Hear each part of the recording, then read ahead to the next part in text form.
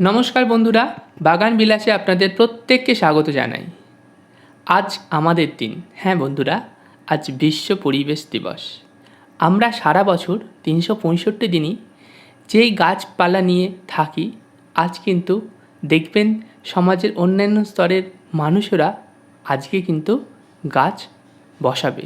অর্থাৎ আমাদের সারা বছরের কাজ যেটা আমরা সারা বছর করি, আজ কিন্তু অনেক সেলিব্রিটি মানুষও করবে। তো সেটা অবশ্যই আমাদের দেখতে ভালো লাগবে।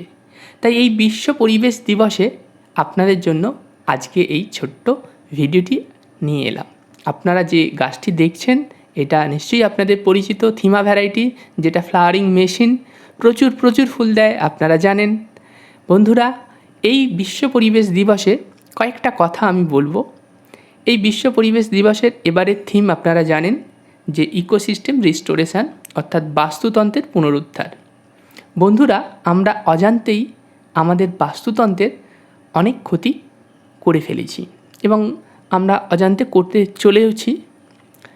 এর অনেকগুলো দিক আছে, বড় বড় বিশেষজ্ঞরা অনেক কিছু বলবেন, আমি কয়েকটা কথা বলবো। বন্ধুরা, বাস্তুতন্ত্রে আমরা ভারসাম্যটা হারিয়ে ফেলছি অনেকগুলো জায়গায়, যার মধ্যে একটা অন্যতম হচ্ছে আমরা আমাদের দেশি গাছের জায়গায় বিদেশি গাছ বপন করছি। আমরা বিদেশি গাছের দিকে বেশি ঝুঁকে ফেলছি। এর ফলে আমাদের এই বাস্তুতন্ত্রের কিন্তু অনেক ক্ষতি হচ্ছে, টোটাল ইকোসিস্টেমটা বদলে যাচ্ছে। তাই আগামী দিনে বন্ধুরা আশা করব আমরা সকলে দেশি বিভিন্ন গাছের দিকে বেশি ঝুঁকব। দেশি ভ্যারাইটি, সেই থাই করে আমরা পাগল করে তুলব না এবং বিদেশি ভ্যারাইটিগুলোকে অত বেশি প্রাধান্য দেব না। আমাদের দেশি ভ্যারাইটি এত আছে এবং তার প্রাচুর্যতা অনেক বেশি। যে কোনো ক্ষেত্রে, সেটা ফল হোক, ফুল হোক, যে কোনো ক্ষেত্রে আমি এটাই বলবো। অবশ্যই আমরা বিদেশি গাছ অবশ্যই বসাবো, কিন্তু সেটা অবশ্যই আমাদের পরিবেশকে বাঁচিয়ে রেখে। আমি একটা কথা বলবো যে আমরা কাষ্ঠল গাছ হিসাবে দেখবেন আকাশমণি বা ইউক্যালিপটাস খুব সহজে বসাই, কিন্তু এটা অস্ট্রেলিয়া থেকে আনা গাছ, এটা আমাদের পরিবেশের নয়। এর একটা খুব খারাপ দিক হচ্ছে এই গাছের শিকড় মাটির বহু নিচে পর্যন্ত চলে যায় এবং সেখান থেকে ভৌম জলস্তর নষ্ট করে। এর পাতা থেকে এক ধরনের বিষাক্ত পদার্থ বের হয়, যেগুলো কিন্তু নিচে দেখবেন অন্য কোনো গাছকে হতে দেয় না।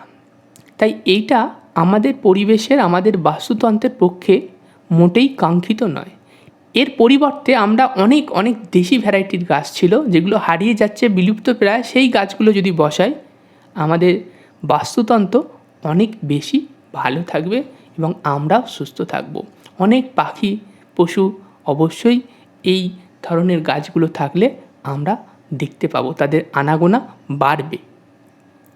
হ্যাঁ বন্ধুরা, এর পাশাপাশি আমরা সকলেই কম বেশি বিভিন্ন ধরনের বর্জ্য জিনিস, প্লাস্টিক বলুন বা অন্যান্য জিনিস, তাকে রিসাইকেল করে রিইউজ করে আমরা ব্যবহার করি।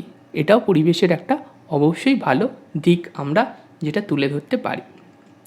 বন্ধুরা, আর একটা রিকোয়েস্ট থাকবে আপনাদের কাছে, আপনারা অনেকেই করেন, এই গরমে যে ফলগুলো আমরা খাই তার বীজগুলো সংরক্ষণ করে যে বর্ষা আসছে সেই সময় পতিত জমিতে আমরা অবশ্যই বপন করতে পারি, যার ফলে আমরা প্রকৃতিকে একটা উপহার দিতে পারি। সেটা নিশ্চয়ই আপনারা করবেন, অতীতে আমরাও করেছিলাম। এই গৃহবন্দী অবস্থায় যতটুকু সম্ভব নিশ্চয়ই আমরা প্রত্যেকে করব। বন্ধুরা, আগামী দিনে আরও ভিডিও আসতে চলেছে। আগামীকাল বুগেনভিলা বেস্ট সয়েল কীভাবে প্রস্তুত করবেন সে নিয়ে ভিডিও আসতে চলেছে।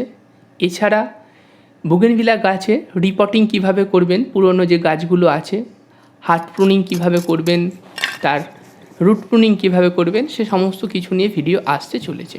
তো আপনারা সাথে থাকুন, পাশে থাকুন।